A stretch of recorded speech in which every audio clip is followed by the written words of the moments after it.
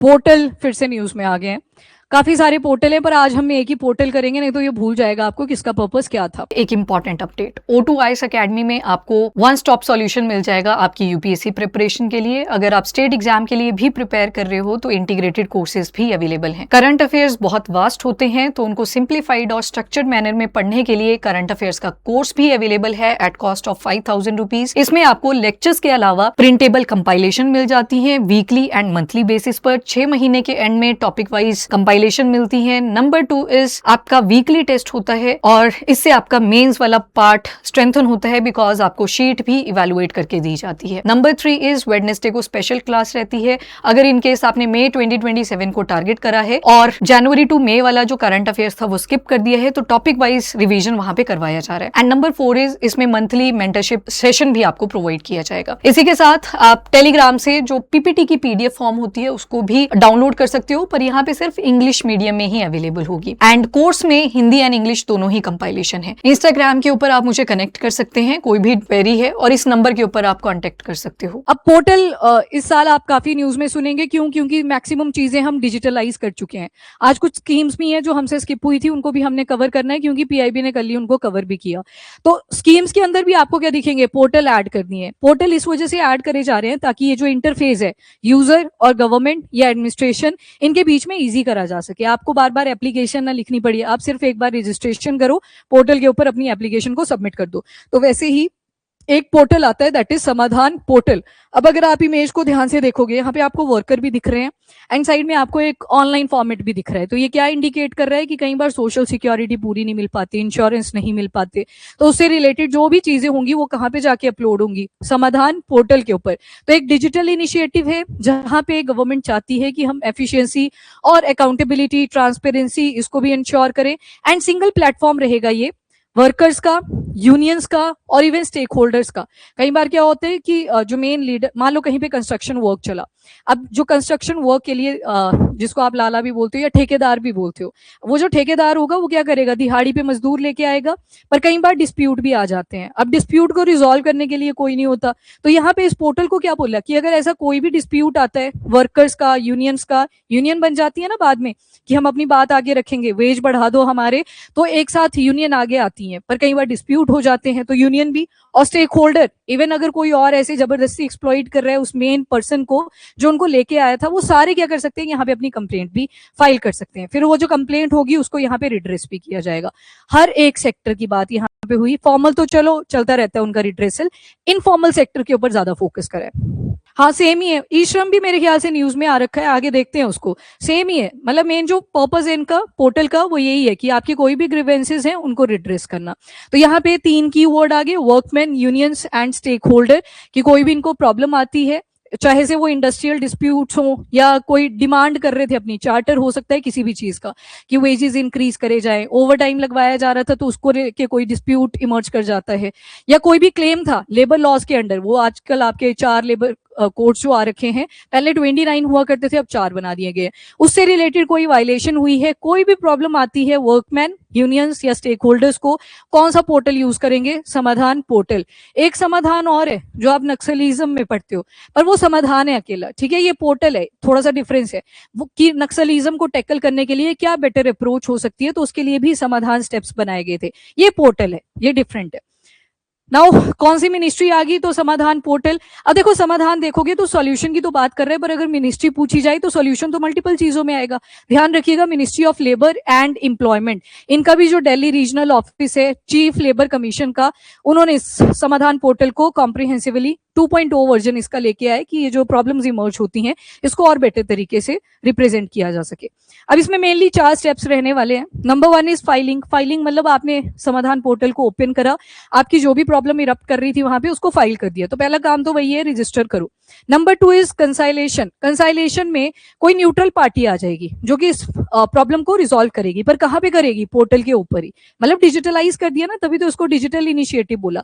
तो पहला था फाइलिंग, आपने कंप्लेंट को फाइल करा। नंबर 2 इज कंसाइलेशन, कोई थर्ड पार्टी होगी वहां पे, न्यूट्रल पार्टी होगी जो सजेशन देगी कि कैसे आप इस डिस्प्यूट को रिजॉल्व कर सकते हो। अब ये जो सजेशन होगा ये बाइंडिंग नहीं होगा, ठीक है, यहाँ पे न्यूट्रल पार्टीज भी होंगी, वो बता देंगी कि इस डिस्प्यूट को आपने कैसे रिजॉल्व करना है, पर वो बाइंडिंग नहीं होगा उनका डिसीजन। ठीक है, यहाँ से आपको एक ही चीज इंडिकेट हुई कि जो आगे के स्टेप्स होंगे बीच में बाइंडिंग भी आएंगे। फॉर एग्जाम्पल आर्बिट्रेशन, आर्बिट्रेशन का मतलब ही क्या होता है? मध्यस्थता। कोई एक बीच में पार्टी आएगी जो दो पार्टीज के डिस्प्यूट को रिजॉल्व करेगी। पर ध्यान रखना, ये वाला जो कंसल्टेशन है ये सिर्फ कंसल्टेशन नहीं होगा, ये लीगली बाइंडिंग भी होगा। कंसाइलेशन के केस में, कंसाइलेशन आपने बस जो रिलेशन थे उनको सॉफ्टन करने की ट्राई करी, पर आपका बोला हुआ शब्द उन दोनों पार्टीज के ऊपर जरूरी नहीं है कि बाइंडिंग हो, वो उनकी चॉइस है कि वो इंप्लीमेंट करना चाहते हैं या नहीं। पर आर्बिट्रेशन जब आ गई तो यहाँ पे जब उन्होंने अपना डिस्प्यूट न्यूट्रल आर्बिट्रेटर को दिया जो मध्यस्थता करवाएगा उन दोनों डिस्प्यूटेड पार्टीज के बीच में, वो लीगली बाइंडिंग रहेगा। एक आ जाता है एडजुडिकेशन। अब यहाँ पे केस जो होगा वो पोर्टल के बियॉन्ड जाएगा, कोर्ट्स तक जब आप पहुंच जाओगे तो उस टाइम पे भी अब मुझे आप बताना, यहाँ पे कोर्ट तक जा चुका है केस, लीगली बाइंडिंग होगा या सजेस्टिव ही होगा? सिर्फ बाइंडिंग होगा। तो यहाँ पे आपको क्या दिखा? आर्बिट्रेशन, एडजुडिकेशन, तो दोनों ही लीगली बाइंडिंग है। आर्बिट्रेशन यहाँ पे न्यूट्रल पार्टी हो सकती है पर इनका जो डिसीजन दिया गया होगा वो बाइंडिंग आएगा। अब यहाँ पे केस जाएगा कोर्ट, ट्राइब्यूनल या किसी भी लीगली एम्पावर्ड बॉडी के पास में, तो जो ये सजेशन देंगे वो सिर्फ सजेशन नहीं रहेगा, वो क्या रहेगा? Legally binding.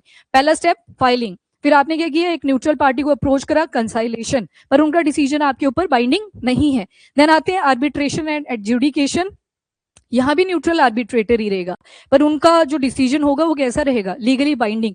फॉर्म्स वगैरह भी सुनी होंगी आपने, लॉ फॉर्म्स बनी होती हैं, कई बार डिस्प्यूट आ जाते हैं बिजनेस रिलेटेड, तो फिर वो डिसाइड करते हैं, वही चीज एक्सेप्ट कर ली जाती है, तो यहाँ पे लीगल बाइंडिंग रहेगी ये चीजें। एंड एडजुडिकेशन, अब तो केस ही कोर्ट के पास चला गया, एंड जो उन्होंने लॉ के अंडर ट्राइब्यूनल्स बनाए हैं या कोई सी भी बॉडीज बनाई हैं उसके अंडर केस जा चुका है, तब तो फिर क्या ही होगा? वो पूरी तरह से लीगली बाइंडिंग रहेगा। और ये पहले चेक करेंगे कि जो हमारे लेबर कोड्स आ रखे थे क्या उसके अंडर कोई वायलेशन हुआ है। तो ये जो 4 लेबर कोड्स हैं ये बहुत ज्यादा इंपॉर्टेंट हैं। सबसे पहले तो कोड ऑन वेजेस 2019, ये इंडिकेट कर रहा है कि मिनिमम वेज किस सेक्टर के अंदर कितना मिलना चाहिए, 2019 का है। इंडस्ट्रियल रिलेशन कोड, अब दिख रहा है ना आपको, यहाँ पे इंडस्ट्रियल रिलेशन की बात करी, वो जो डिस्प्यूट इमर्ज करा वो इसी के अंडर देखा जाएगा कि यहाँ पे जो रूल्स एंड रेगुलेशन है वो क्या कहते हैं। अगला आता है कोड ऑन सोशल सिक्योरिटी, कोई बूढ़ा हो जाता है इंसान, फिर बाद में वो काम नहीं कर पाता, तो उसको क्या सोशल सिक्योरिटी यानी कि क्या सिक्योरिटी वो फर्म प्रोवाइड करेगी उस वर्कर को, ये। एंड लास्ट आता है आपका occupational safety, health and working condition. कई बार इंडस्ट्रीज में भी आप काम करते हो, लॉन्ग टर्म आप किसी कॉटन इंडस्ट्री के अंदर काम कर रहे थे, एक टाइम पे आपके लंग्स के अंदर वो कॉटन के छोटे छोटे जो थ्रेड्स होते हैं वो डिपॉजिट करना शुरू कर जाते हैं, तो मतलब पक्की बात है कि जो भी वहां पे काम करेगा डिस्पाइट इसके कि उसने कितने ही प्रोटेक्टिव गियर्स यूज करे हो, एक टाइम पे उसको रेस्पिरेटरी सिस्टम रिलेटेड डिजीज आएगी। तो यहाँ पे क्या बोला कि उससे रिलेटेड भी आपको कुछ ना कुछ जो हेल्प है वो करनी पड़ेगी अपने वर्कर्स की। तो ये 4 लेबर कोड्स हैं, पहले 29 सेंट्रल लॉज से, 29 याद ही नहीं रहते थे, तो इन्होंने बोला कि सबको कंपाइल करके क्या करेंगे, हम 4 मेन कोड्स बना देंगे, तो अब ये 4 लेबर कोड्स यूज होते हैं। इसके अलावा जो आपका ये समाधान पोर्टल है इसमें आपको 4 स्टेपिंग दी थी। पहला तो चलो कॉमन ही रहेगा, फाइलिंग, कि आपने केस को फाइल करना है। आगे आपके पास 3 ऑप्शन और पड़ी हैं, एक कंसाइलेशन की भी है, आर्बिट्रेशन की भी है और एडजुडिकेशन की भी है, स्टेप्स में दी है। पहले तो न्यूट्रल पार्टी से चला लो, अगर आपको सजेशन ठीक लग रहा है तो ठीक है, आपका जो डिस्प्यूट है वो रिड्रेस हो चुका है। सेकेंड बोला वहां पे दैट इज आर्बिट्रेशन, मध्यस्थता। अब बोला कि थोड़ा ये लीगली बाइंडिंग होगा जब यहाँ पे केस आ रहा है, मान लो कंसाइलेशन में आपको सेटिस्फेक्शन नहीं हुई कि हमारा जो डिस्प्यूट था वो प्रॉपर्ली रिड्रेस नहीं करा गया, तो आप कहाँ जाओगे फिर? आर्बिट्रेटर के पास। आर्बिट्रेटर का डिसीजन भी आपको ठीक नहीं लगा तो लास्ट वाला तो आपको फिर मानना ही पड़ेगा, ठीक है। आर्बिट्रेशन वाला केस कोर्ट में फाइल हो सकता है, ठीक है, यहाँ पे ये बेशक न्यूट्रल है बट स्टिल ये केस आप फाइल कर सकते हो कोर्ट के अंदर भी। तो ये याद रखना, इससे होगा क्या, ओवरऑल बेनिफिट क्या हुआ इस समाधान पोर्टल को लेके आने का, मतलब जो प्रॉब्लम्स आ रही थी फटाफट आपने रिड्रेस करा, मतलब हर टाइप का जो केस है। बस यहाँ पे क्लासिफिकेशन बता दी आपको कि यहाँ पे कौन रहेंगे जो इंडस्ट्रीज वगैरह में काम कर रहे हैं, वो क्लासीफाई कर दिया।